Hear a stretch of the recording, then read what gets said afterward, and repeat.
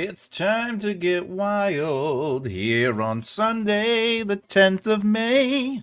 That's right, today we are going to be doing what we do every Sunday, which is we're going to be writing a book with me from concept to completion. And this is episode 70. Every Sunday, every Saturday, 2 p.m. Eastern Standard Time, we do live videos. And I'm glad you're visiting. I'm glad you're joining.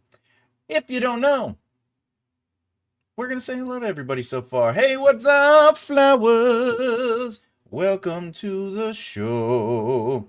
Also, we've been doing this for 70 episodes. So it basically it equals to 70 hours of writing. So we've been writing this for 70 hours. It's once a week. It's getting pretty exciting.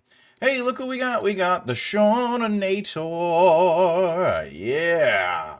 If you didn't know, we do have a poll. We always talk about the poll at the end of the hour. The poll today is, what's the best part of being an author? We have seeing your finished book. We have connecting with like-minded people. And then, of course, readers discussing your characters and improving at your craft. If you didn't know, you're allowed to like and subscribe to the channel if you haven't done so already. It's very easy. All you got to do is bloop that beard and bloop that like button. All right, let's get into it. If you don't know, I do this every Sunday, and we're going to be writing a book on the screen in real time. This is for all the newbies, anybody who hasn't seen this series. I use my process. It is the Thomas J. Bellezza process. It is not the process where I'm saying, hey, this is the only process or the right process. This is more or less just the way I like to write books. Hey, look, connecting with like-minded people. I am listening as I do cardio. Hey, look, I just appreciate you being here, Mr. Richard. So again, if you are new here, we basically trademark that process. Well, it is in a book, and it is trademarked. All right, it's copyrighted. Anyway, my point is, if you haven't seen us from the beginning, we've already done the first 9 steps of my writing process. So I recommend going back and watching those just to see how we brainstorm, just to see how I create the character arcs and summaries, etc., etc., etc. Currently, we are on the first draft. We are on chapter... What are we on? Technically chapter 5. We've been killing it. But you're going to see it says chapter 2.2, and the reason is, again, if you're new here, the first chapter was originally 3 scenes. I ended up breaking that up into 3 separate chapters, and chapter 2 was 3 scenes, but I ended up breaking it up into 2 chapters. Wow, 70 episodes. I was rewatching the first episode in this series the other day. It's neat to see how far you've gone. I know. And that's the thing, again, it's been 70 episodes, so 70 hours. So that first episode to this point would be like working 2 weeks of 40 hours a week, which is if this was your full-time day job, right? But you could also break down the idea that if you give yourself 2 hours a week, 2 hours a day, what is that? 2, that's 20, so it's 40, 60, 80. It's 80 hours a month. Is that right? Yeah, give or take. You could be this far too. The process looks long. Let's be honest. The process looks long. But at the end of the day, it's really not. It's really, if I was writing this straightforward, because I don't work on this story during the week. I only work on it on Sundays. If I was working on it during the week, I'd be much further clear. I'd probably be done by now. Because the reality of it is, if you just do a little bit every day, you're going to get there. You're going to find yourself getting through the pages. Hey, what's up, SB? Oh, hello. How are you today? All right, now that we got a lot of people here, we can start getting into the nitty-gritty. Again, as a reminder, we do talk about the poll at the end of the hour. Today's poll is, what's the best part of being an author? We have seeing your finished book. We have connecting with like-minded people. Hooray. We have readers discussing your characters. And, of course, improving at your craft. That's what I'm talking about. That's what I am talking about. There's a train whistle? Yes. SB gets a train whistle when she shows up. You get the gong. And remember, the gong is not a negative. That's one of my favorite sounds is the gong. Hey, what's up, Afghani? Hello! Let's get into it. We've been writing this chapter for quite some time. Again, this is a first draft. If it is your first time here, or you haven't really been watching, but you're jumping back in, I do not write my first drafts with perfection. I do not write my first drafts with the purpose of making every line great. All I'm trying to do is take the zero draft notes that I have of the chapter, and I'm just writing those ideas out. So, for example, the authorities get off planet, reaching them in space. A lot of this actually has to change a little bit, and that's the magic of outlining, zero drafts, and writing. You must be comfortable with changing what you have to fit and serve the narrative. It's not always going to line up. Because once you start writing, you start seeing behaviors, you start seeing things not really aligning properly, so you have to adjust as you go. All right, just hitting the buttons. We actually... All right.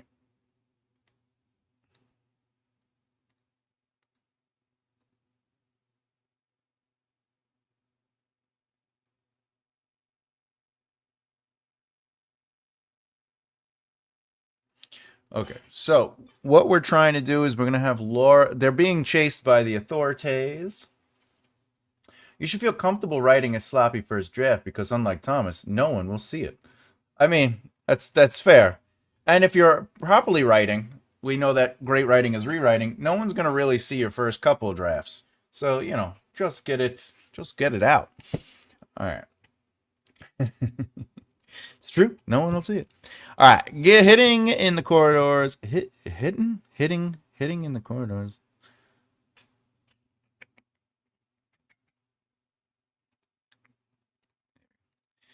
Hitting in the coordinates 4. Should be 4. 4. The hyperdrive. Floating in wait. A few clicks ahead. I had to rush this one. They're not known for taking on a fast pass, but it's now or never.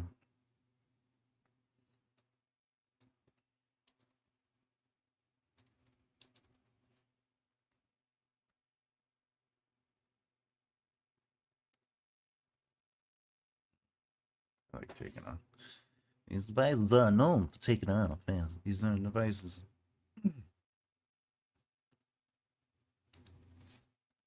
Does it fit better that way? Nah. Go back there. No. I lined up my ship, heading in the direction of popping the thrusters. The other crews.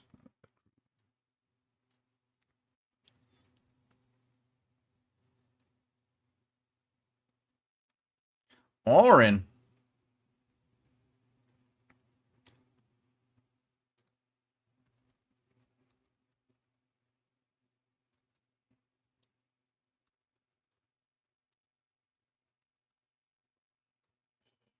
Right, I keep my notes. You gotta keep your notes. Alright, my ship blasted into the lock of the hyperdrive, catching the connectors as I guided it into place. The scraps and banging. The scrapes. Scrapes? Did I spell that right? Scrapes. Oh no, I think it's E, right? Yeah, I gotta add that E, buddy. Why didn't you even tell me? Alright, and banging didn't sound like something I could afford to deal with. Now, I always talk about don't using the word with, but with has purpose, so this is in context to what she is saying and thinking of, but you wouldn't say, the scrapes and bangs collided with, maybe you could say that. You wouldn't use with in a way where it just weakens the sentence. You don't want it to feel passive is the point, He grabbed the gun with his hand. Like how else are they grabbing the gun? Like you have to think about with a little differently. All right. The authors get off. Well, this okay, they're being shot at. Okay. So let's get the authorities. And sometimes when you're writing the first draft, if you're basing it off of your zero draft notes, you could just write the line. Remember, the immersion stuff is going to come as we work on the second and third drafts. We're going to be building on this. I'm not interested in having a final product yet. I'm just interested in getting through the chapters to start seeing what they look like in the rhythms. Um. All right. Authorities.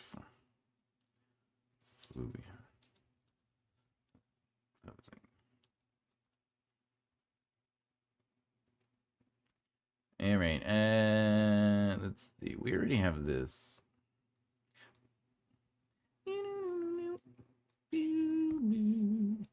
All right.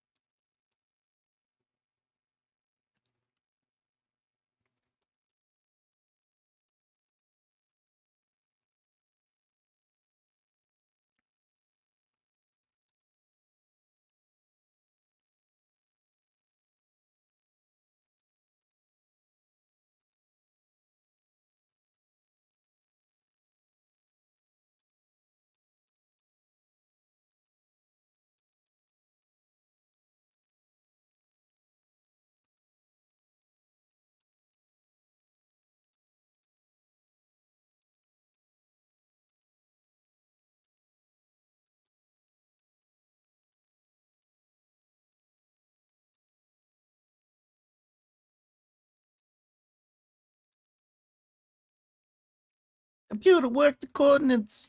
We'll work on the dialogue, of course, later. Right now, we're not, again, interested in perfect. All right, computer, work the coordinates.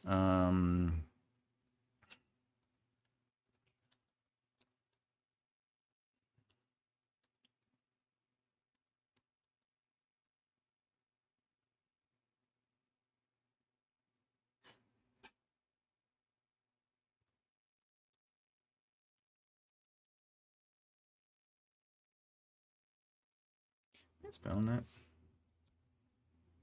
It's a gun barrel? Yeah, that's right. All right.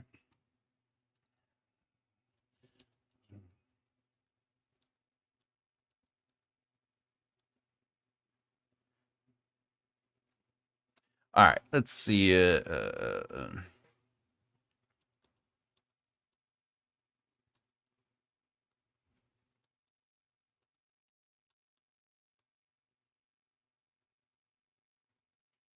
A wormhole. All right, we're setting stakes. We're setting stakes. All right.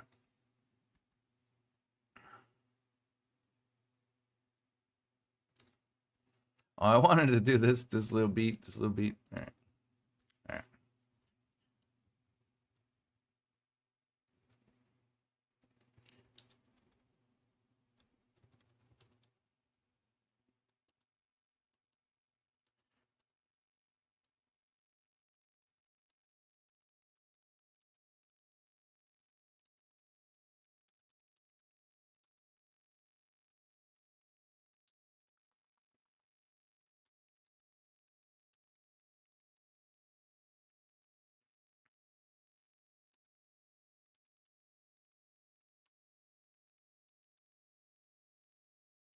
Hey, coolers. Okay, everybody. If you have questions, by the way, remember, if you have questions about your own writing or what I'm doing, my choices, please feel free to interact, ask them. It's all right. It's all right if you're interrupting me and talking and asking questions.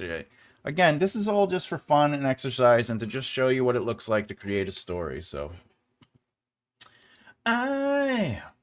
Okay. Blasted, been blasted, and the chorus hit hard.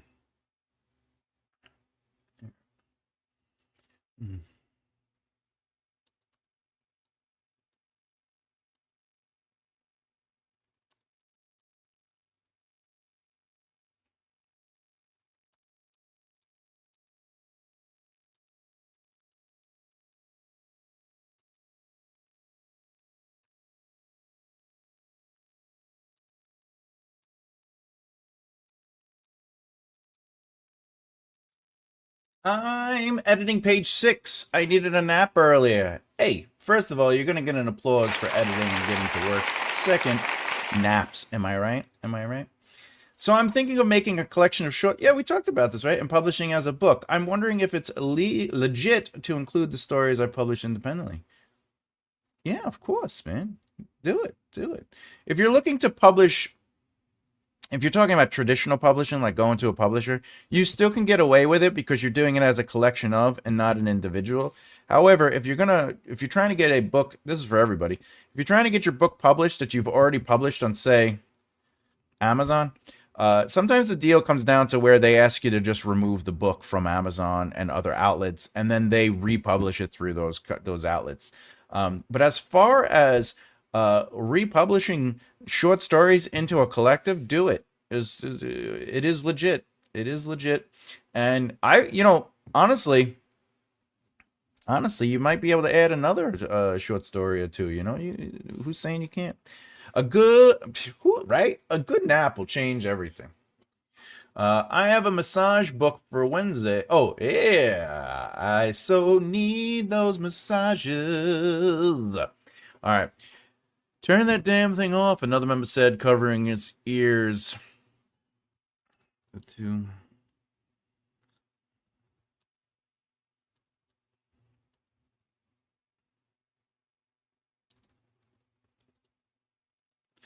Oh, Jesus Christ.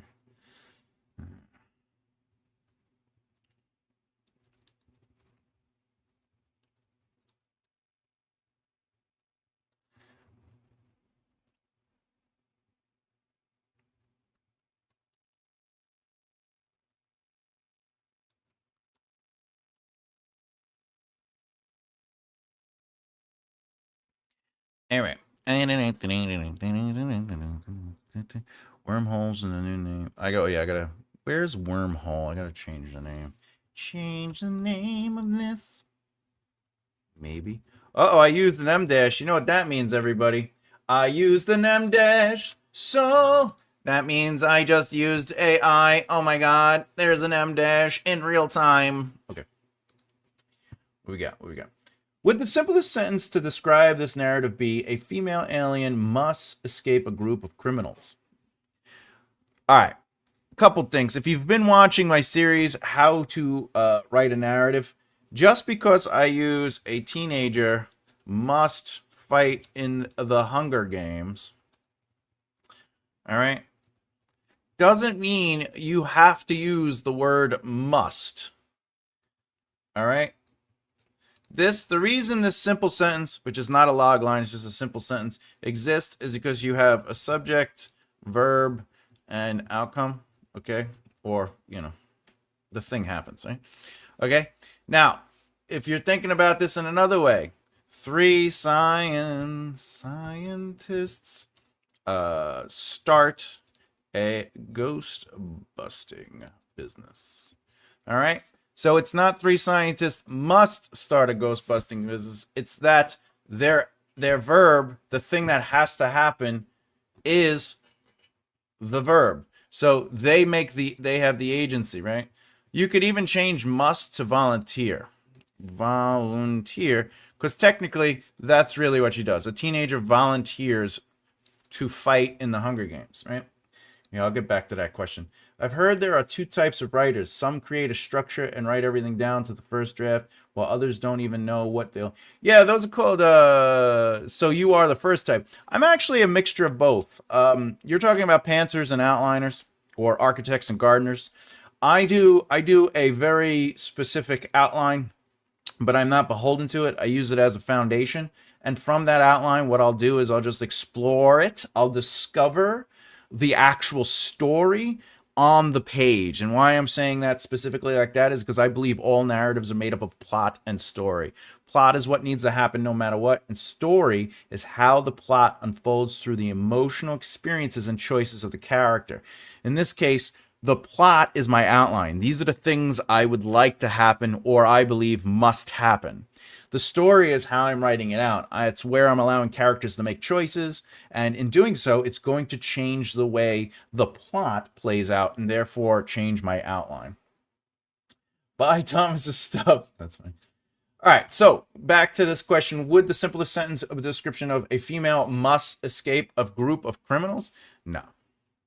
In this case, it is she's not a teenager, but the protagonist. We could technically use the word must, but you don't have to. But the protagonist The simplest version, because she's trying to get home. The protagonist.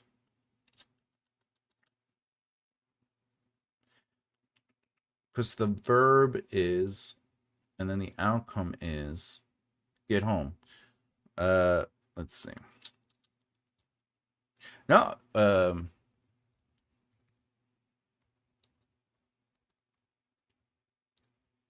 do you spell hijack? Hijack. Hijack.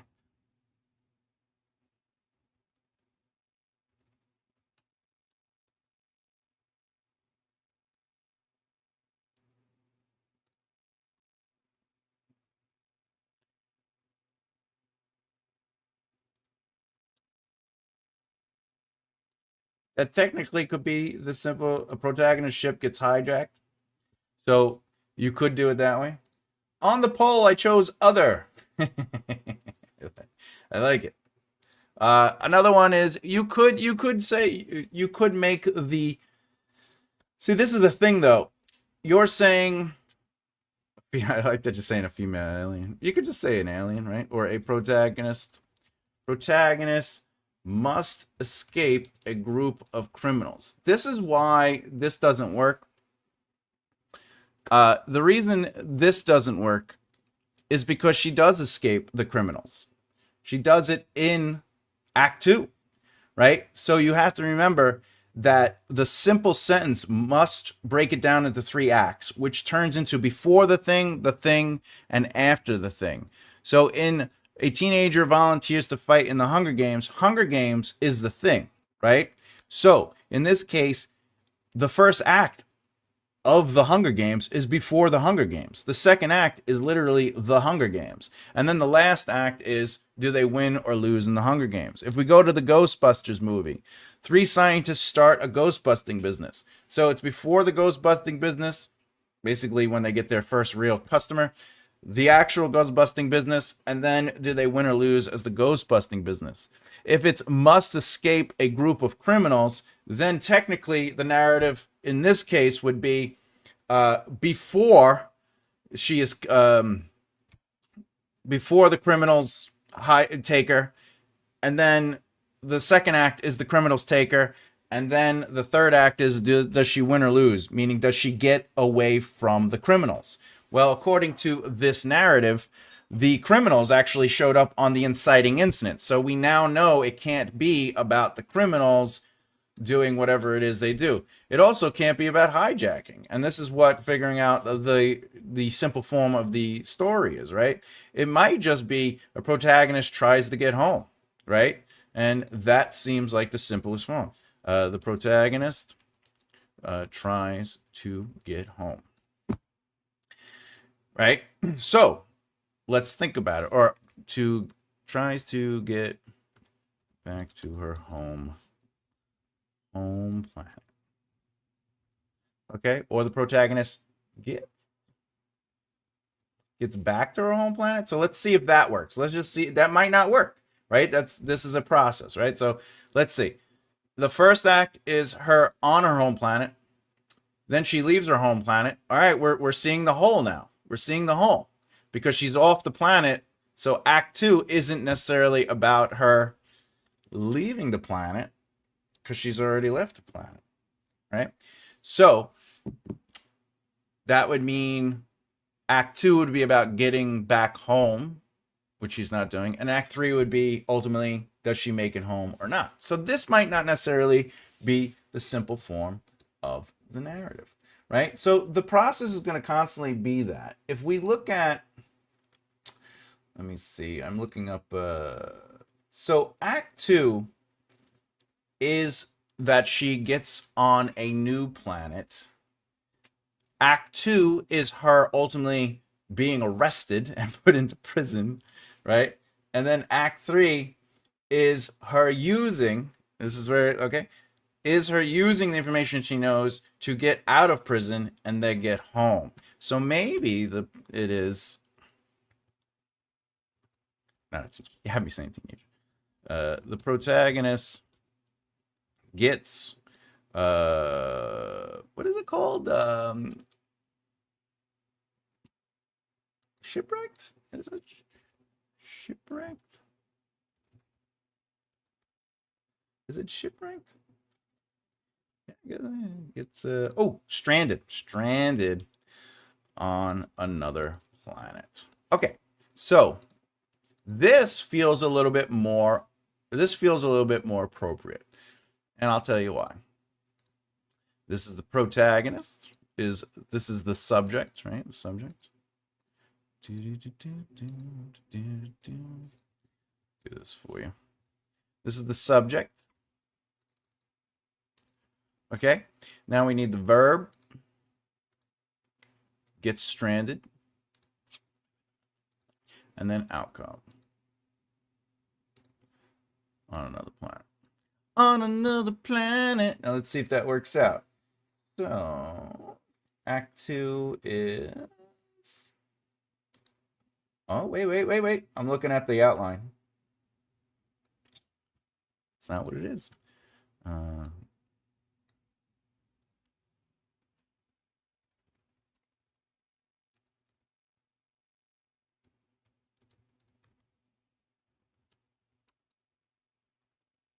we go. This makes it official. All right. Now, the reason I'm saying this, for the record, is because if I look at the outline, we could do it right now. We could look at the outline together. If we look at the outline, let me take you off the screen. The new world is Act 2, right? And in Act 2, what is going on? She arrives at the prison. So she's in the prison. So if we look at the simple form of the story is ultimately before she's in prison, and then Act 3.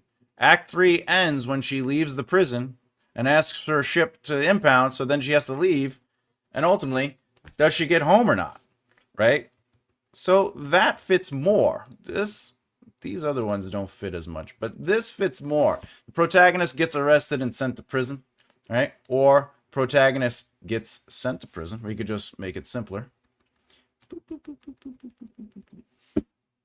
So that's the main story, right? So if we're going to simplify it, is before she goes to prison, she's in prison, she wins or loses getting out of prison, right? And that's what Act 3 is. But you can continue to think about your narrative in a way where maybe that isn't necessarily the story itself. Maybe there's something else going on. I know I'm doing a long-winded version of this, but... So Act 3 is on her way home. She's trying to get home. Let's see.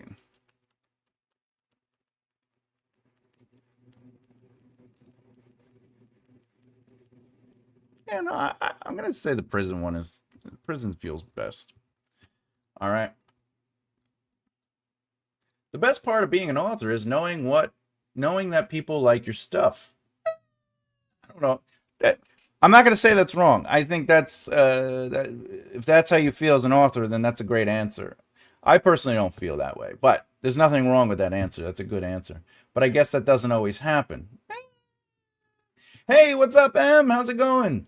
I didn't mean to hijack the live. No, it's okay. I like doing this. I like talking about this. But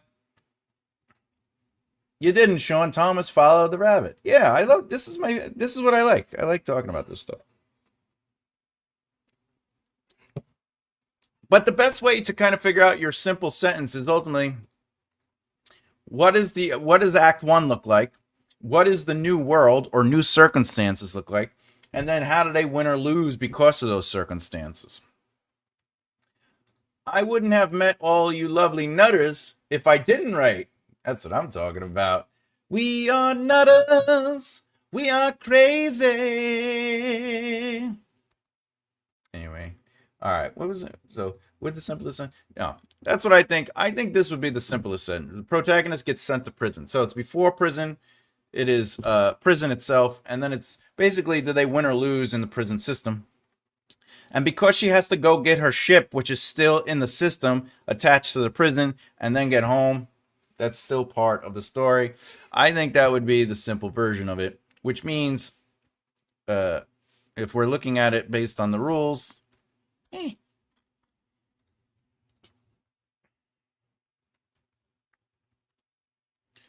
you would take that simple sentence and then you would just break it into 3 parts, which is before she goes to prison. She's in prison. She wins or loses, which means she gets home or not, right? And if that makes sense, that means Act 1 should be setting all that up. So what do we do in the first act of this story? This story we're writing is ultimately her life. Her life, like, she's a transporter, but she gets hijacked. And then she has to go into space. And space leads her to a planet. And then on that planet, she gets arrested. All right, great. Now we're in prison. So it's her life in the prison, right? And then it's, how bad is it? She's not going to get out. It looks pretty bad. And then the midpoint of the prison is something happens where it changes the understanding of that situation. And then the third part of Act 2 is ultimately, what is she going to do to get out of prison? Which, if I remember correctly, is she debates. If we look at it, you're not getting out of here. We need to meet the gang with the gang. They meet up and shoot up. So the section 6 is them meeting with the gang and working with the warden of the prison and ultimately getting the gang into a trap. So the love interest shows up for the midpoint conflict. They're both both basically arrested, and then ultimately they're in confinement, right? So it makes sense when you look at the simple form. The only reason I suggest doing this, if you're a new writer, is if you understand the simple form of the narrative, then you can make sure Act 1 is doing its job of setting up the before, Act 2 is within those circumstances, and Act 3 is ultimately the win or lose. Now, to be fair, for anyone out there who doesn't understand this technique, it also works with romances. So, a woman falls in love with a man, or whatever. It could be whatever you want. It could be, you can just do this. Protagonist falls in love with someone. All right. So then,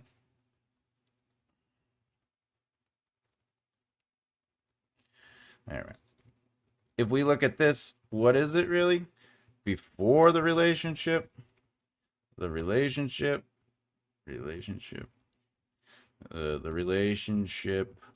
works or doesn't. Now, obviously, it's a romance, so it has to work. And you might be saying, but Thomas, isn't the meet cute when they meet? And that's when they meet, but that isn't when they start their real relationship. The real relationship would be, let's say, at the end of Act 1, they decide that this is something to explore, and let's see if we can make it happen. And then Act 2 is exploring them choosing to try to be in a relationship. And of course, usually the midpoint conflict, they break up or something like that. Or sometimes at the beginning of Act 3, they break up. Believe it or not, sometimes in the darkest moment is when they break up. Anyway, we all a little nutters here. We are not nutters, we are the lunatics, but we are here to serve you. Thanks, Ro. Can't blame myself for Thomas doing what he loves. Absolutely. This is what I live for.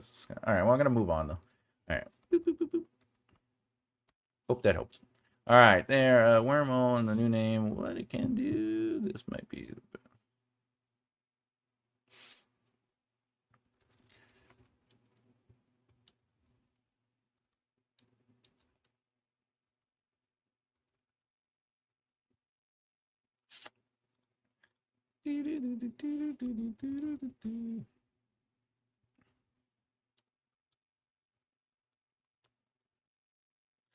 Crickled.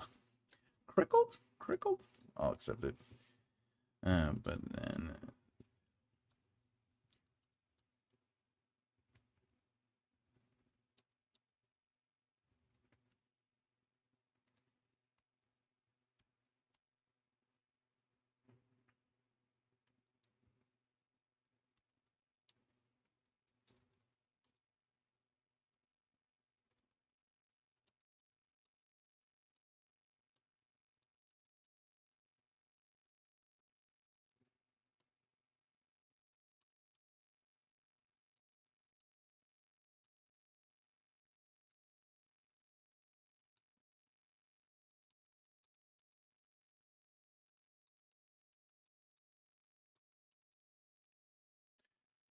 All right.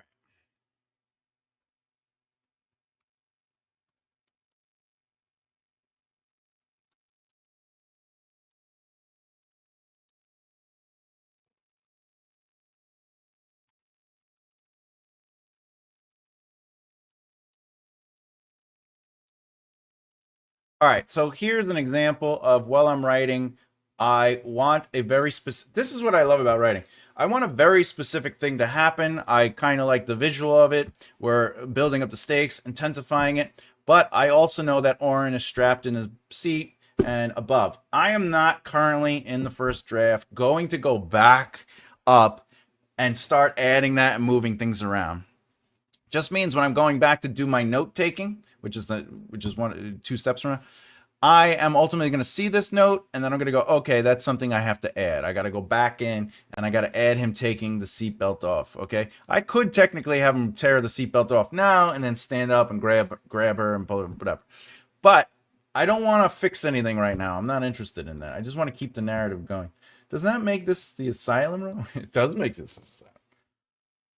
So when you're writing, don't find yourself pausing or stopping or getting stuck on, oh, I can't, this is where I want it to go, but I didn't do that work in the back. Well, remember, this is only a draft. So do what you got to do, take the note, and keep moving.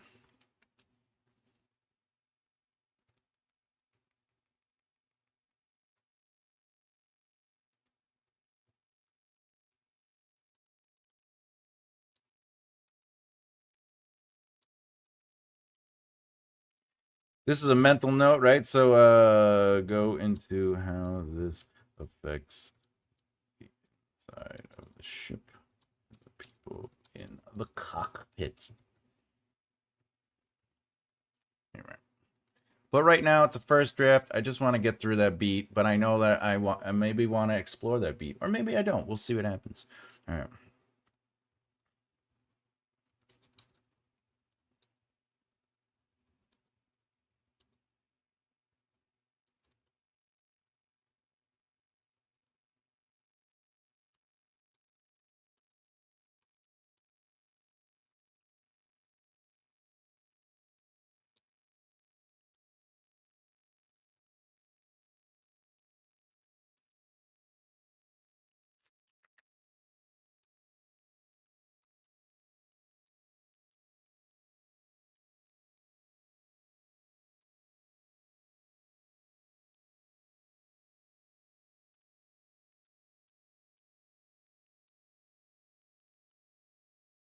Amy.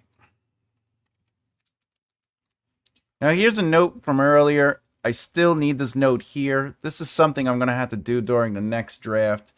Right now, the big thing I'm noticing on these first drafts is there's supposed to be like 5 crew members, right? And currently, what did we just do today? We did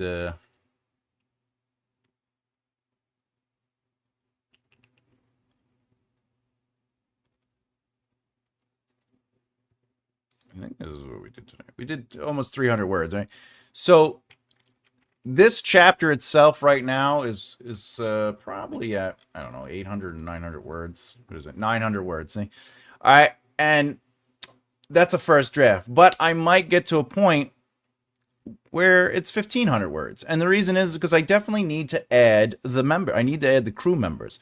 But again, right now, they're not necessarily doing anything, and I don't know who these characters are. I don't know their personalities yet, and that's fine. But I do know who Laura is a little bit. I know that Oren is directly influencing the narrative. I know the love interest is there a little bit, and I have him sort of do something. But at the end of the day, for my 0 drafts, I'm trying to get out what needs to happen. For my first drafts, I'm trying to show a rhythm of back and forth, a call and response, whether it's dialogue or behavior. I'm just trying to move the scene along and not necessarily worrying about filling up the chapter, right? All that stuff will come into play when I get to my second draft, where I start really looking at my notes like this and going, okay, I got to add beats. I got to add moments where characters are doing stuff. You know, whatever. He scuffled me, blah, blah, blah. Call again, the pilots. Right here, I could have one of the other characters say something like, forget it, we're done. You know, we're gonna get caught. And Oren would be like, no, we're not. You know, we're not getting out of here. This is too big of a deal. And I could start building on that. In fact, I might write that, you know.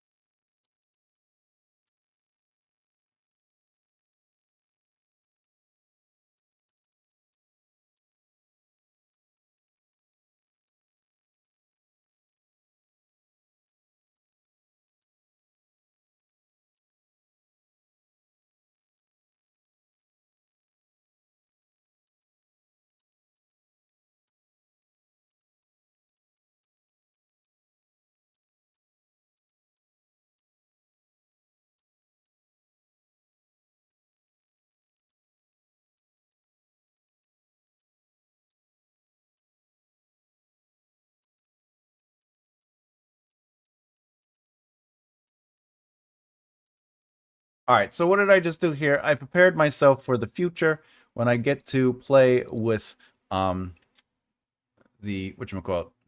What do we got? Changing around some lyrics, you'll know. The Nutters are running the asylum. What I'm doing is I'm setting up positions. So characters have different positions, okay? So have the gang bicker back and forth. So one of the members thinks it over and says they should. Thinks they have lost and should give up. Or what is it called? Surrender. Surrender. Right? Oren. What's going on here? That was weird. All right. Oren would rather die because this is a big job. Okay. Then the love interest is balanced in his opinion. And then maybe another member could just say he could fly the ship even though he doesn't know how. And the fifth one. Okay. And why is this important? Because it lets me, when I go back to the scene, I actually can start playing with characters. I'm also starting to learn who they are with this little bit of brainstorming. The brainstorming is suggesting that Oren is in it for the money. He needs the money. But maybe there is a bigger motivation behind it other than money. Because money alone isn't necessarily uh, uh, have to be the main motivation.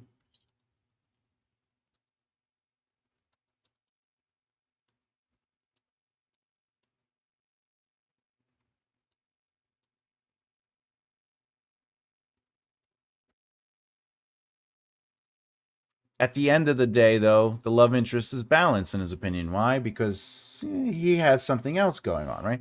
And then this person is reckless, and this person is maybe cowardish, you know. So you're allowed to do that. You know, I remember writing is just a process, and you can change things and add things and play with ideas. I might learn that some of these characters aren't this way, and Oren might just be actually doing it because he owes a debt to Jabba the Hutt. We don't know. But I will say this much. I'll say this much. If I finish the book at the end of the day, I could still technically change. I'm not beholden to these ideas. How do you deal with side characters influencing the plot and maybe even steering it in a new direction if say the scared person suddenly becomes an unexpected ally? All right, well that's a great question. Let's say they do become an unexpected ally. The plot is still the plot. So she still gets the main protagonist still gets hijacked. They still go off planet. They still crash on another planet and she still gets arrested. Now, this is the interesting thing. What you're talking about is the love interest actually does become an unexpected ally. But let's say one of the other characters, let's say the coward, the scared guy character, also becomes an unexpected ally. The plot would still be dictated as it must, meaning she must end up in prison. She must do what she can to betray the crew. The love interest must end up in prison with her. They must go get their ship, and she must get back home, right? Those are all plot points. But how we get there is story, and that's the beauty of writing. One of the other characters can absolutely become an unexpected ally. In fact, maybe this character becomes an unexpected ally later to the love interests and Laura. Okay, there's nothing wrong with that idea. It's a great idea, right? So now that's potentially something we could play with, but the plot is still going to plot, right? Like for example, the in Lord of the Rings. Let's assume all three books are one book because they were originally. Frodo must destroy Frodo with a ring. Yeah, Frodo must destroy the ring. That's the simplest version of that story. Frodo must destroy the ring, right? But then you might be like, but Thomas, it's before the ring, after the ring. So maybe that's not necessary. But at the end of the day, Frodo must destroy the ring to stop, what's his face? Whatever, it doesn't matter. Anyway, so let's say Sam betrays Frodo. the narrative still must get to destroy the ring. So however Frodo gets to destroy the ring, that's up in the air. You could do whatever you want with that as a writer. But your job is to allow characters to make choices even when other characters make other choices. Do you know what I'm saying? If Frodo must destroy that ring and Sam betrays him, Frodo must react to that betrayal in a way that allows him to find another way to get to Mordor and destroy the ring. Okay? So that is interesting because that helps you kind of like explore ideas and explore characters. That would also be an example of tossing a monster in the corner because you didn't expect Sam of all people to betray Frodo. You know what I'm saying? So you as a writer now get to play with that dynamic. You as a writer get to see how the story unfolds and leads to the plot. That's his name, Sauron. Sauron. Sam is the main character. Sam is the hero, but he is not. Is he the main character? Is he the protagonist? I don't think he's the protagonist because Frodo is the one who chooses to go. Isn't he the one who chooses? Who is the main protagonist in Lord of the Rings? Frodo Baggins, because he's the primary protagonist and main character because he is tasked with carrying. Yeah, he's the one who makes the choice. Well, Frodo, but there are side characters. Samwise is a supporting character, but he is considered the hero. He's considered the hero because you got to remember the protagonist is not a hero, just like the antagonist is not the villain. All right, hero and villain are not synonymous with protagonist and antagonist. A protagonist is the one that drives the narrative forward.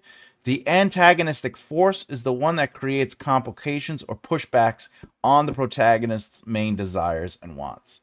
So at the end of the day, you can write a character that is a hero, like Superman could be the hero, but it could be Batman's story. Or Superman is the hero in the story, but it is the Joker's narrative. So he technically becomes the protagonist.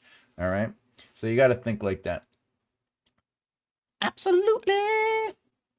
There is a debate that Sam has the biggest arc in those books. Again, Sherlock Holmes is without a doubt the main protagonist in his books. The books are told through Winston. Not Winston. What is the name? Holy crap. Sherlock Holmes and Watson. Sherlock Holmes is the main protagonist. He drives the narrative. Watson is actually telling the story because the books are written through his perspective, right?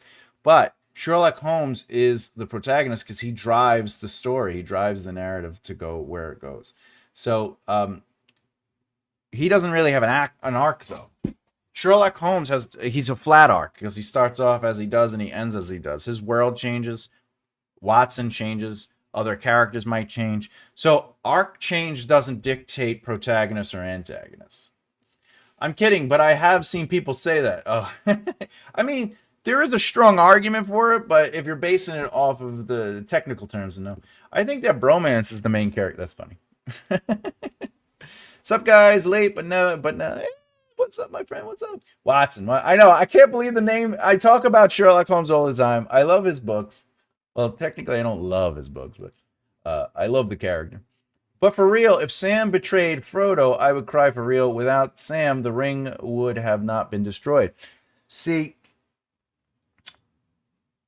if Sam betrayed Frodo, then a lot of the stuff wouldn't happen, but the narrative would still have to get Frodo to destroy the ring because the plot dictates it, right? So as a writer, you have to try to figure out how to make choices for the characters, or more importantly, how the characters make choices to get to the resolution.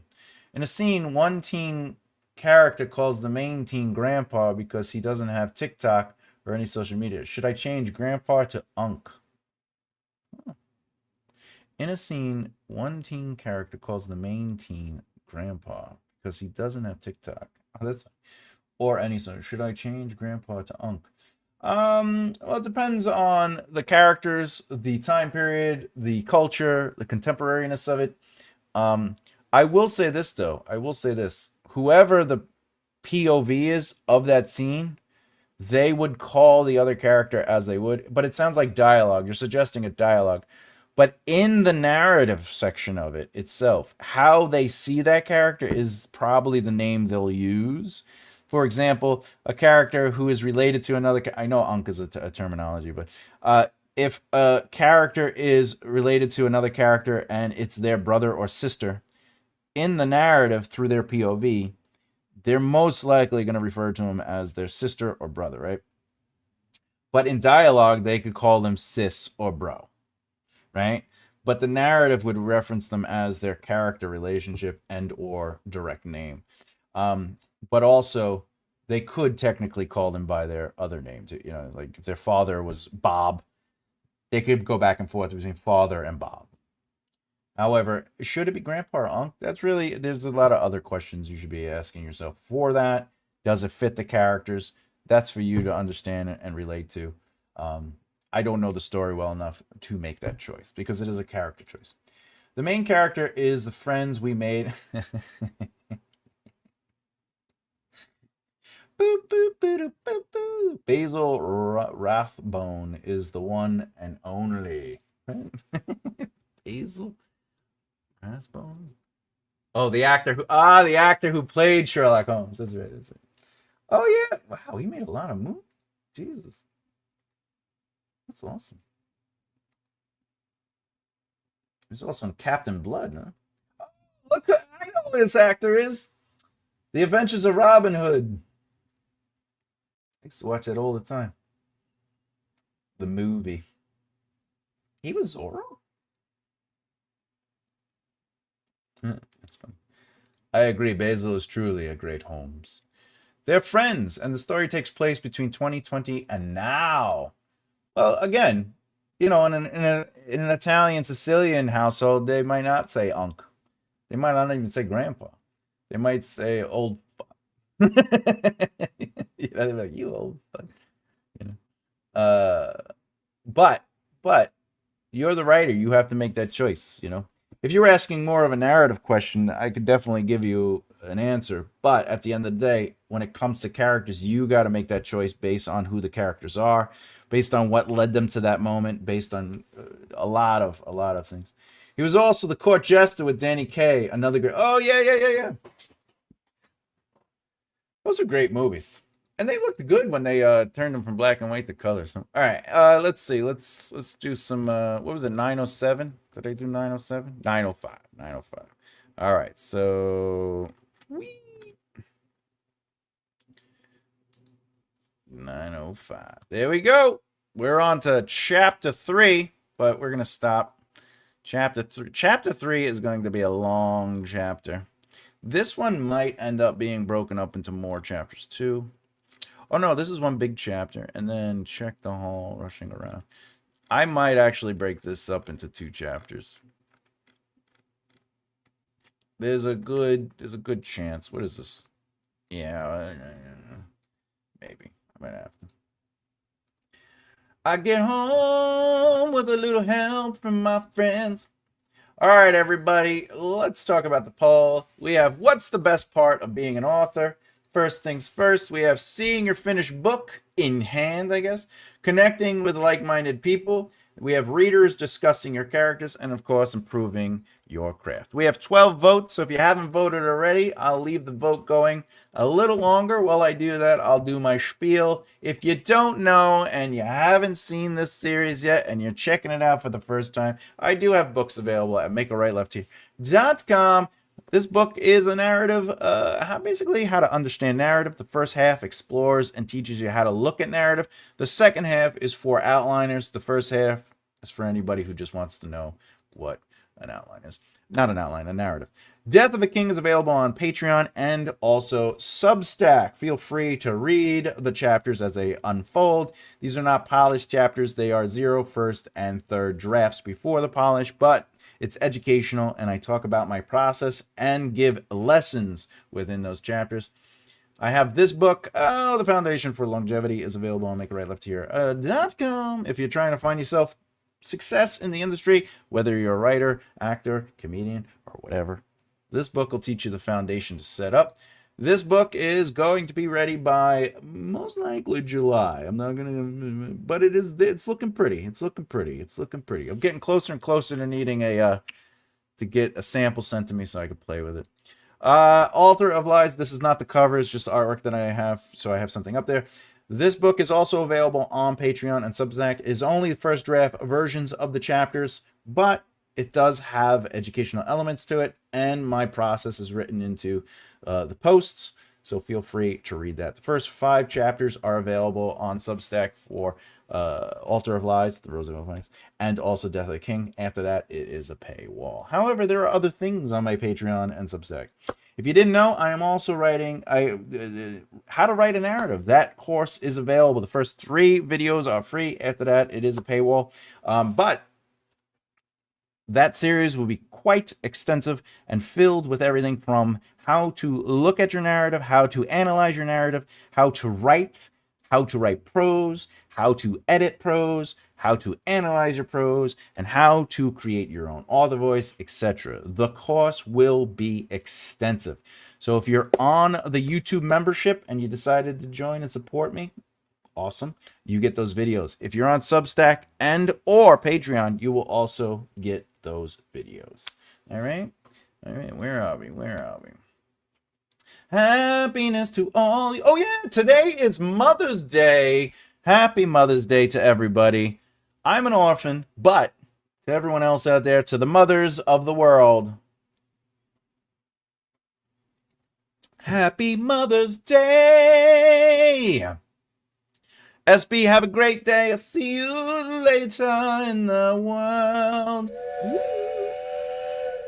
Buy things from Thomas. He enjoys food and roof over his head. That is correct. If you don't want to buy anything, remember, you don't have to spend money. You could just share the videos. Like, comment, share the videos, and subscribe if you haven't. If you haven't done so already, please like the video.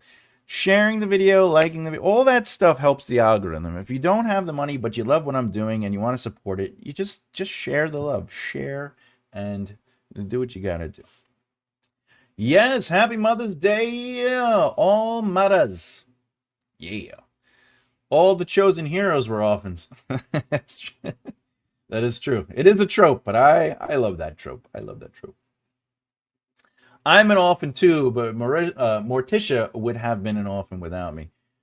You're a mother, and you have your lovely child in the form of a cat, and that's really all it is. We're orphans together, you know. It's a hard knock life for me.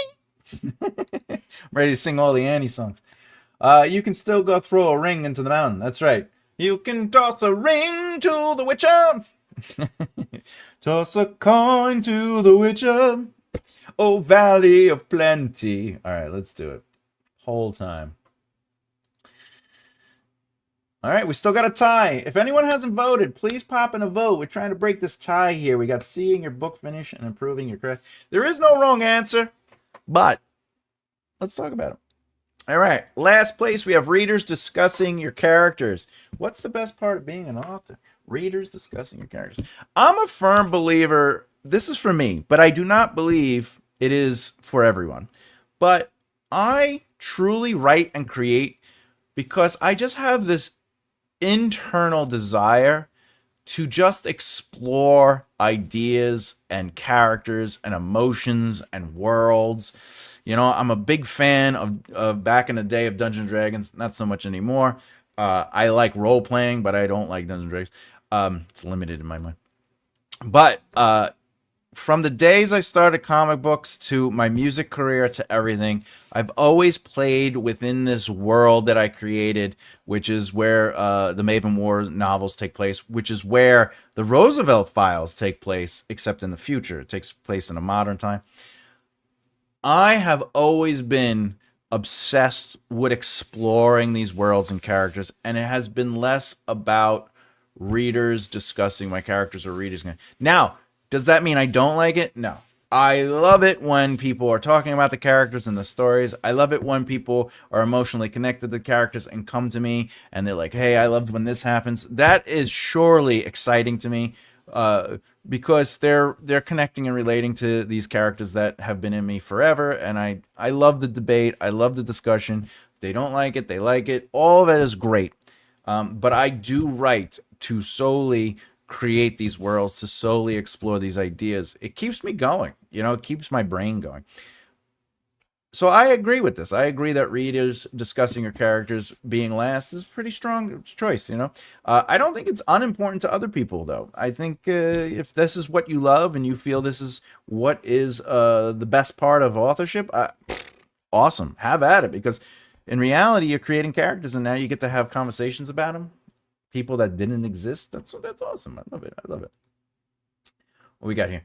Thought I'd fallen asleep and woke up in the past. Mother's Day and that's right. In the UK, it is March. March.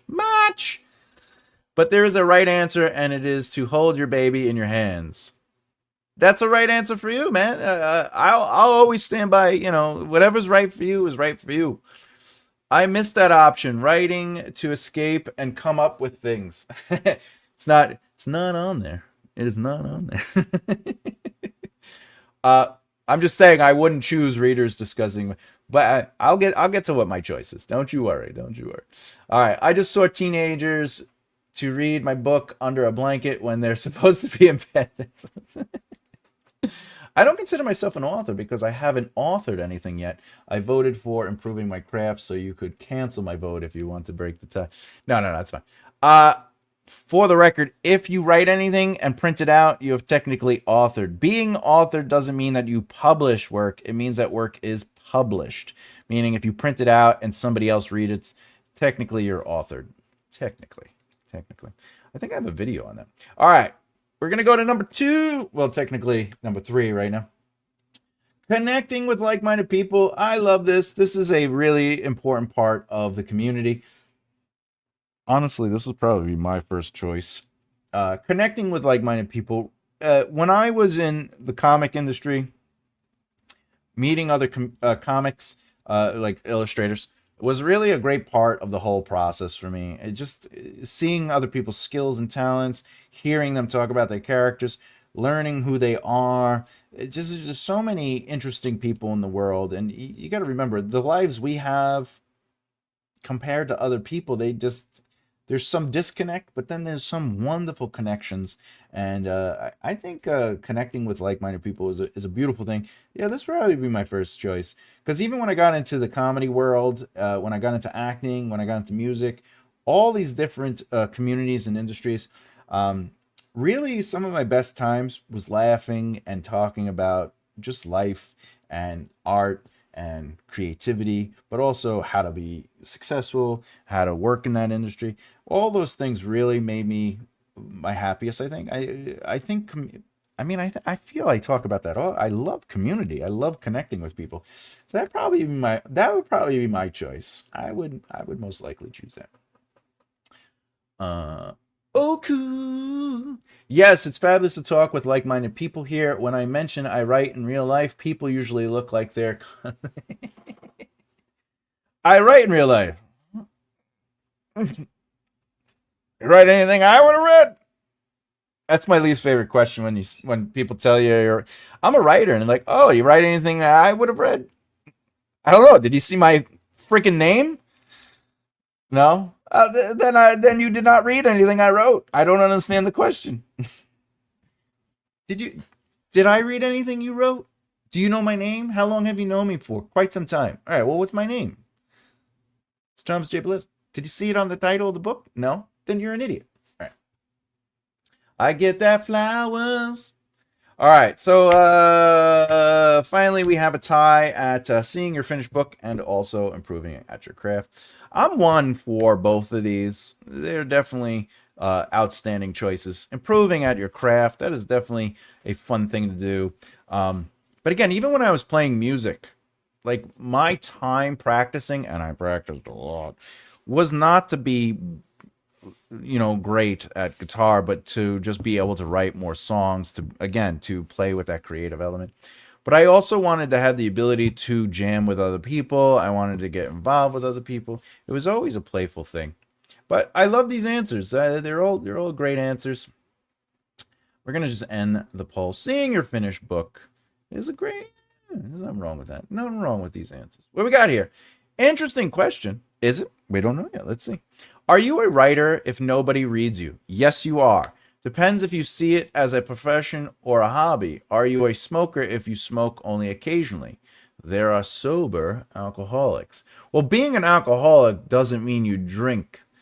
You know what I'm saying? Being an alcoholic is the product of your affliction, and drinking would be the act of doing something else. So I don't believe those are.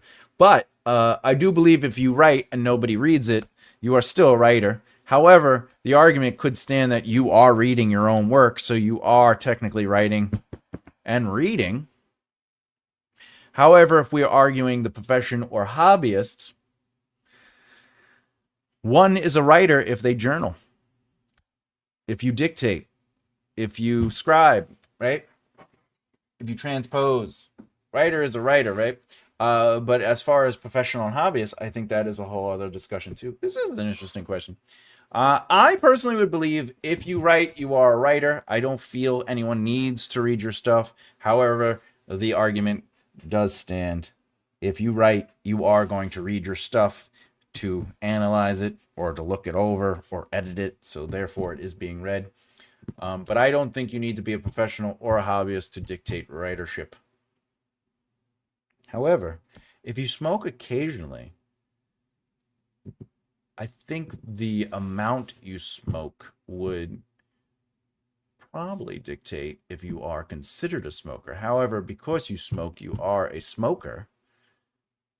I think if you smoke like, I don't know, what would be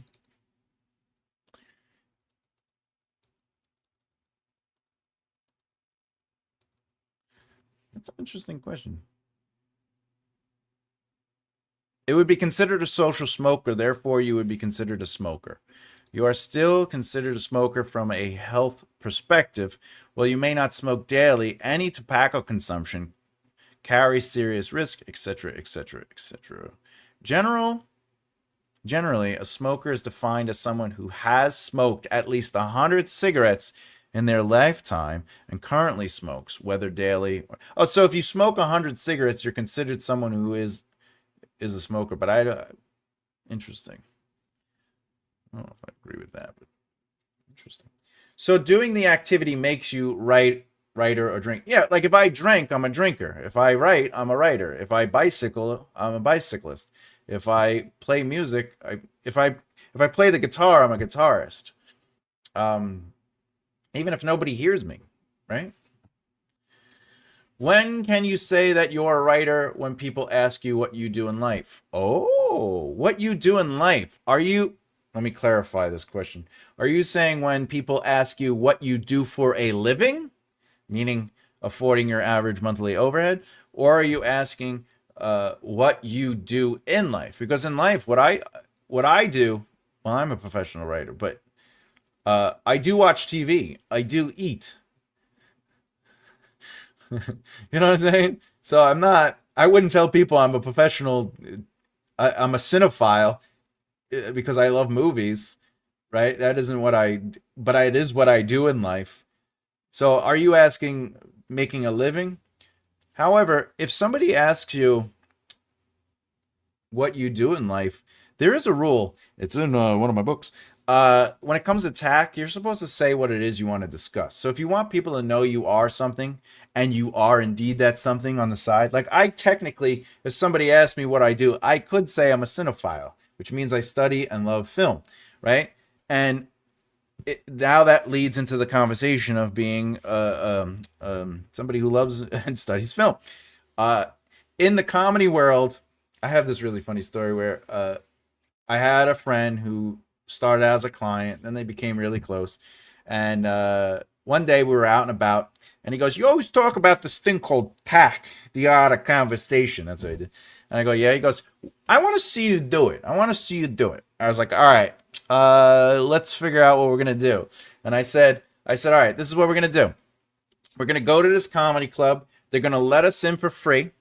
They're the most important person in the room is going to introduce us to the management crew, and then they're going to offer us free food and stuff like that, and they're going to treat us nice. I set my goals. I go, all right, great. So we go in, and he goes, why aren't we talking anymore? I go, well, first we have to do wallflower. Why wallflower? You got to stand on a wall and get data. Who's who? What is everyone doing? You got to make sense of the room. And we did so. Some of the things that I noticed was there were multiple people in suits going up to one particular gentleman that didn't have a suit on. He was just dressed casually. Then I noticed the room was painted white.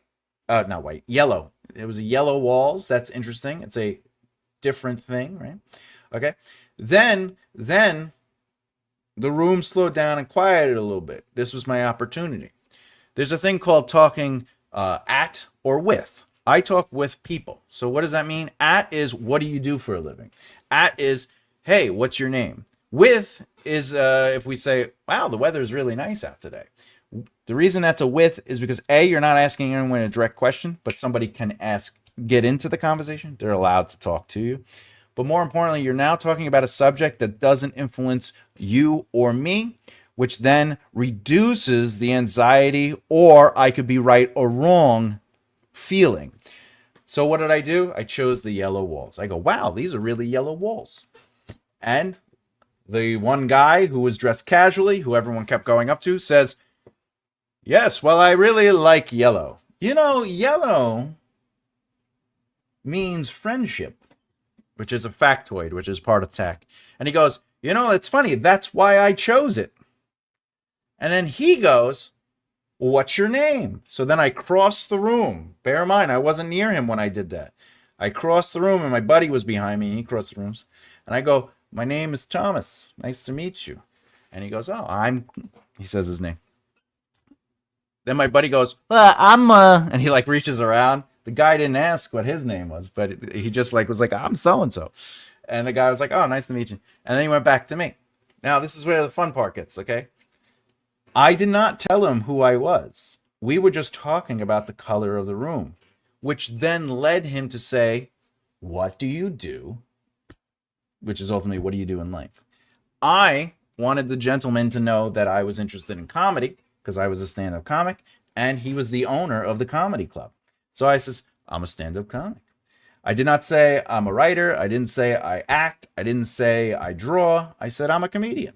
But I didn't say I'm a comedian and then unleash everything upon him. I just said I'm a comedian. And he goes, oh, have you performed at my club before? And I says, I have not. I recently moved closer to the city to get more involved. He goes, great. Is your buddy here a comedian? And he goes, yeah, I'm a comedian.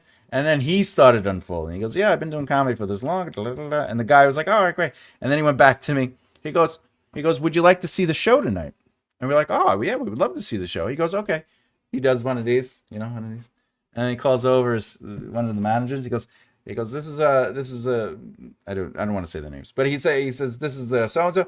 And he goes, this is Thomas. And then he goes, what was your name again? What was your name? When he says to my friend. Anyway, so he's like, look, let them sit in the back. If they want a drink or something to eat, just get them something to eat, get them hors d'oeuvres or something, or a drink. Enjoy the show. When I was leaving, though, I went over to him and I said, thank you, Mr. So-and-so. I really appreciate all the hospitality. This was great. I had fun. And he goes, let me give you my contact number. I go, oh, great. I'll absolutely take your contact number. So basically, the way I used tech got us in the room and got us all the things we were doing. My buddy was like, how does that work? And I go, because if you don't put pressure on people, they're more likely to open up to you. And if you allow people to feel like they're controlling the conversation, which is what I gave to him because I said, I'm a comedian. Then he says, oh, have you performed at my venue? Right? So to answer your question straightforwardly, when can you say that you're a writer? You could say it whenever you want, especially if you are a writer. But it depends on what you're trying to get from the conversation, where you're trying to lead the conversation. So that's important too. Anyway, I hope you enjoyed that story. I rather like that story. All right. I have a friend who knows a writer, and he is always giving me ideas for stories. It's fun to talk about ideas with him, but I get the sense he wants me to write them for him. Is that something you're interested in doing? Is ghostwriting for other people? If so, it's an opportunity, because if you could do at least one book with them, now you can actually start getting used to that situation. You can start monitoring how long it took you to write the book. You could start thinking about your pricing for next people, etc., etc., etc. The idea is like, it is an opportunity. Some people say, how do I get to do XYZ? Well, if somebody asks you to do it, do it. If it's something you want to do. That's how I got into screenwriting, right? It is just, you just gotta get into it. Dude, if you're smoking, you or someone else had better put you out before you burn up. Spontaneous combustion. For a living, yeah. Well, I would say if you're affording your average monthly overhead through the act of writing, whether it is teaching writing, selling books or writing, copywriting, if you're doing anything that has to do with writing and you are making a living doing that, covering your average monthly overhead, not a lifestyle, but an average monthly overhead, then I would comfortably say I'm a writer. If somebody says, "What do you do for a living?" I'm a writer. However, I don't think any of that really matters. I'm a writer. You know what I'm saying? Like, well, I make a living, but what I'm saying is, like, it doesn't matter. Like, again, whatever you want to talk about in the conversation, if you want opportunity, like let's say I wanted to start building my acting career again, what I would do is get involved in those communities, whether it's local or not, though. There is a rule: don't stay in one community for more than a year when it comes to local. Like, if you're physically in a community, to make moves, like, you could only go so high at like a local community theater. So the idea is to parlay that into the next step. But anyway, uh, I am an actor, whether I make a living at it or not. I want people to know it, because the more people that know you are an actor. However, I wouldn't tell people I was an actor unless they asked. I wouldn't go up to people and go, "Hi, my name's Thomas. I'm an actor." I wouldn't do that. But if they said, what do you do? Or, why do you hang out here or whatever? I go, "I'm an actor. I love acting. I like being around actors." Making jokes. All right. In my culture, people would ask, "What did you publish?" If nothing, they do that here too.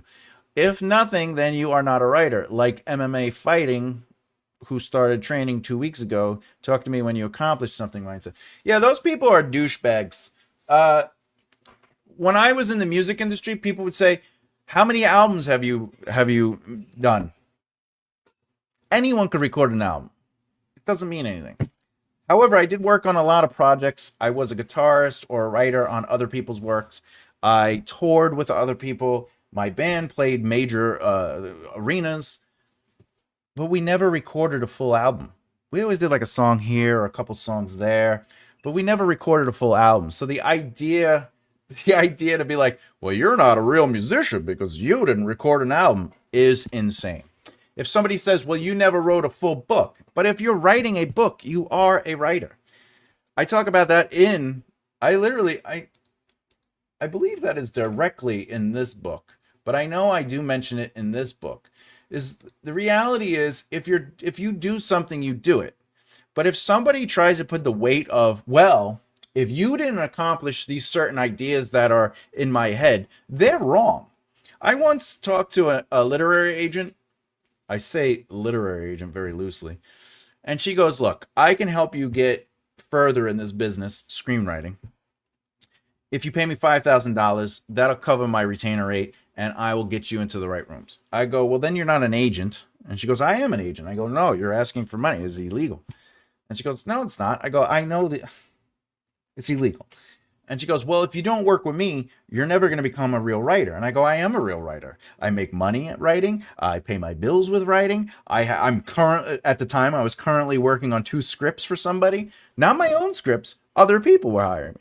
And she goes, "Well, if you're not writing Marvel scripts, you're not a writer." And I said, "Thank you very much for your time." And I hung up, because that was the most ridiculous thing she could have said. It's stupid. It's a stupid way to approach life, to assume. Some of the people that actually are shakers and makers and movers aren't in the spotlight. So that's like saying to somebody that made a film happen, oh, but you weren't a lead. I didn't see you next to Brad Pitt, so you're not a real actor. No, I act, but, I do small roles, but I'm the person that gets a film made. Oh, you got a film made, so you're a filmmaker? It's like, no, I'm an actor. That's the thing I'm passionate about. I make films so I can act. Oh, but why aren't you a lead? Because I don't want to be a lead. I like doing like character actors on the side. Like, how can you dismiss that person's approach to the performance of it all? I don't know. I would have laughed at people. I do laugh at people that say crazy things like that. And most people who I know that are published writers mostly lost money on it. So as a professional, it is not viable here. People do it for prestige mostly. Well, I mean, that's fair if that's what they're doing it for. I'm in a different boat. I've been in the industry for so long that kind of, I'm not really comfortable with that.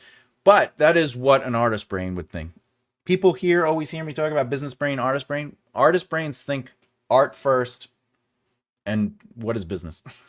Business brains go, all right, I created something and I had nothing to do with it. The art was the art thing. I put my passion into that. Now that art is done, I'm going to start, how do I make money with it? How do I create market for it? How do I create demand for it?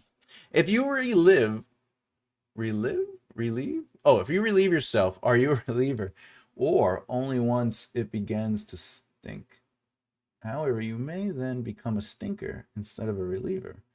Something you didn't even set out to be. Interesting. There is a philosophical discussion in there. Just putting that on the table. You hit that 18 on a D20 roll with your +3 charisma modifier with that conversation. I still know that guy today. Both of them, my friend and the club owner. Actually, a +3 might be a low charisma bonus. That's funny. That's funny. Yes, I technically have made more than 6 albums. Yeah, but yeah. All right. Writing Marvel scripts nowadays is a correct. Agreed. I made money writing, but not fiction. I wrote a lot of MGR and BC because works for people. Last time I did a PhD for dude who got promoted instead of me, I would have been captain by now. Captain of the gun. Well, there you go. That is still considered writing. You're right. You're a writer. You're right. I've listened to more than 6 albums. That makes you a listener.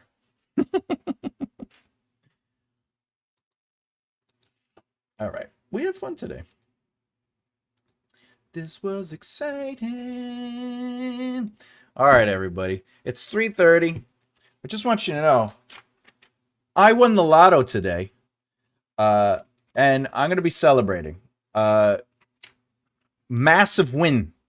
I think I'm probably going to retire. I won $8.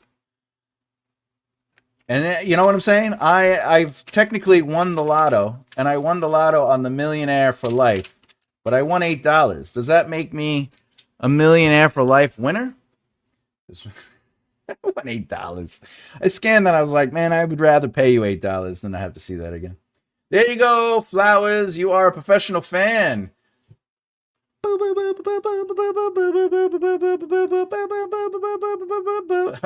For anyone who doesn't know, on the screen, she used the fan icon that shows up on YouTube. That's funny. You are flying us all and celebrate with you, Tars. Happy for you, mate. That's right, man. $8. A professionalism. I'm gonna try not to spend it at all. I'm gonna, you know what? I'm gonna put it into a trust and see if it multiplies in the next 800 years, and I'll go back to it and see if I won anything. You won the lotto? Technically, I did.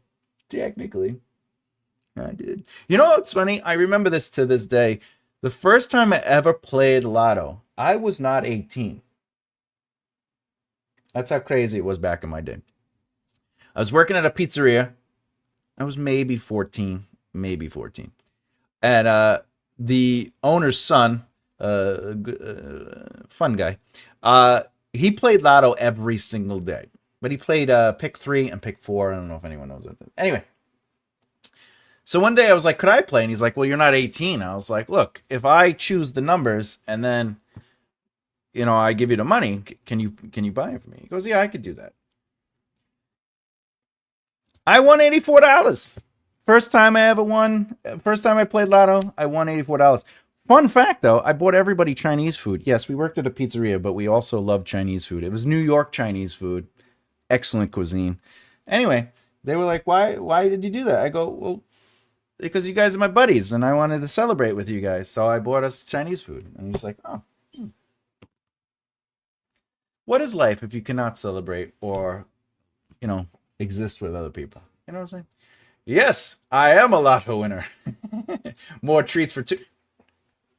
Don't say that. She'll want all of it. She'll want all of it. You might be able to help Trump look good by being able to afford some gasoline.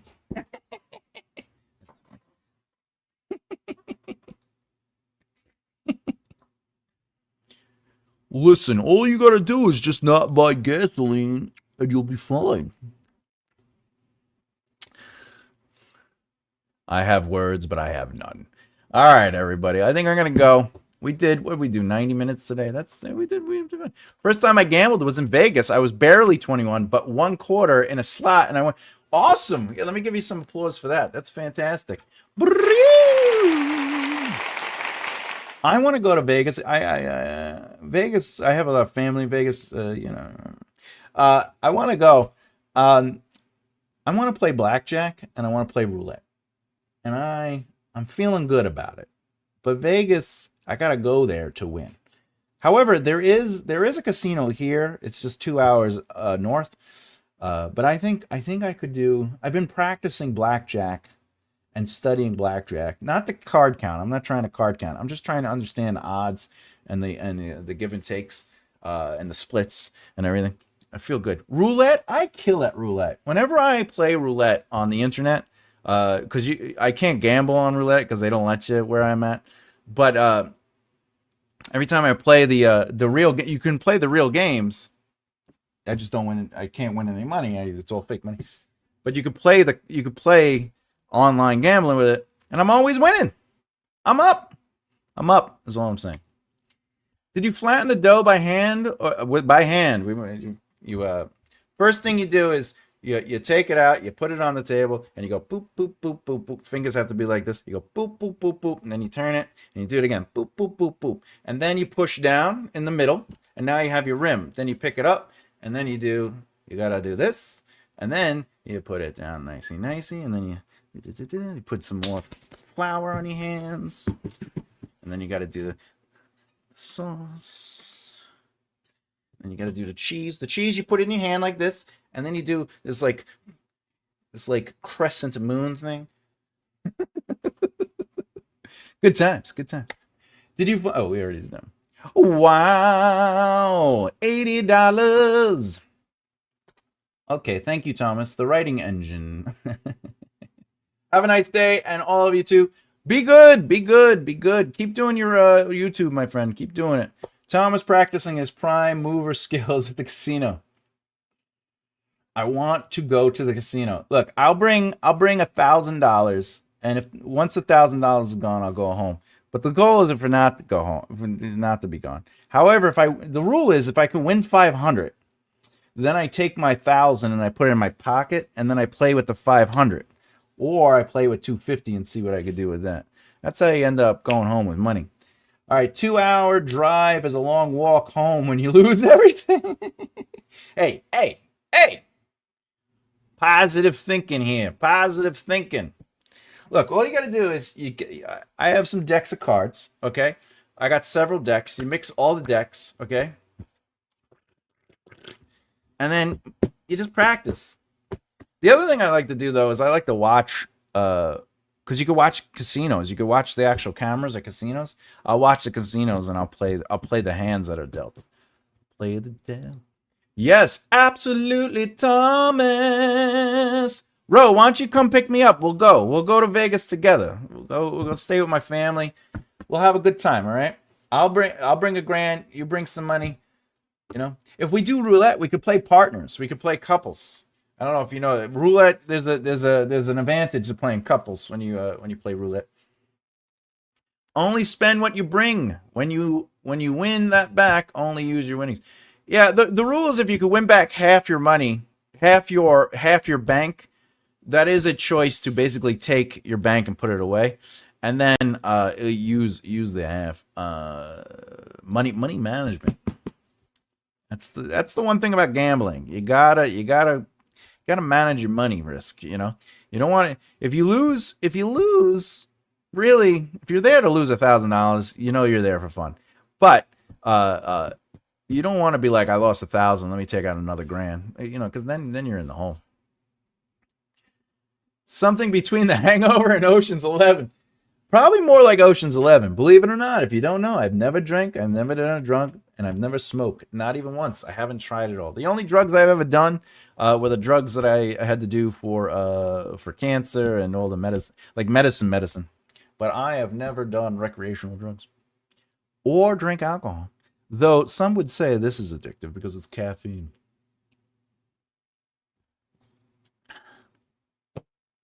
Anyway, I watch polka on TV. I'd be in debtor's prison if I played, if I tried. But you gotta study. It's like writing. If you're like, oh, I love immersion. Like you can't just write immersion. You got to practice immersion. You got to write ideas, but you also got to study it. You got to look for it in books. You got to look for. Here's the thing. Everybody smiles and nods, right, in books, right? So if everybody smiles and nods in books, not that there's anything wrong with smiling and nodding. I would recommend if you want to have characters smile and nod, have fun. But if that's what you're seeing, then think about body behavior. Think about movement. Think about, you know, like that. Like, what does that look? Eyes closed, head shakes, sighs, lowering, deflating into themselves, and just rubbing their forehead. Yeah, I guess we have to take this job. He said, holding his chin and rubbing his beard. Like, if you could perform it, maybe you could just describe what it is you're doing. And then you could get deeper with it. Immersion could go deeper than he rubbed his chin. He whatever. He traced his fingers through the course of his beard. Whatever. You can change the phrasing of it to fit more elegantly if you so desire it. But there's nothing wrong with he rubbed his forehead. Or he rubbed his forehead and ending his hand on his chin, his bearded chin. Like there's nothing wrong with that sign. But if it's something you really want to explore, you got to practice it. So just like poker, you got to practice poker. You got to practice blackjack. You got One time I was playing poker. I was a younger kid at my brother's friend's house, and my brother was there, and my cousins were there, and they were like poker heads. And they anyway, I'm playing, and I was learning poker, but I'm sitting there trying to play, and I'm like, oh, this is a bad hand. And then my brother's like, no, you want to play? You want to play? I was like, I don't want to play. And he's like, trust me. And I was like, all right. And I lost the hand. I was like, go sit over there. And I play again. And then my cousin was like, no. I was like, what are you guys doing? And like, we're experts at poker. And then I would lose again. I was like, I don't think you guys are good at poker. And they're like, you're the one losing. I'm like, you're the ones telling me what to do. It's not. I don't think you understand how this works. I can't even play Snap. Are you talking about Snap the games? Snaps. What is it? Snap. What is it? The rules of snaps. What is it? Snapper calls out a name or word using a combination of verbal phrases or consonants and fingers. Yeah, because it snaps. Name. What is it? Snaps.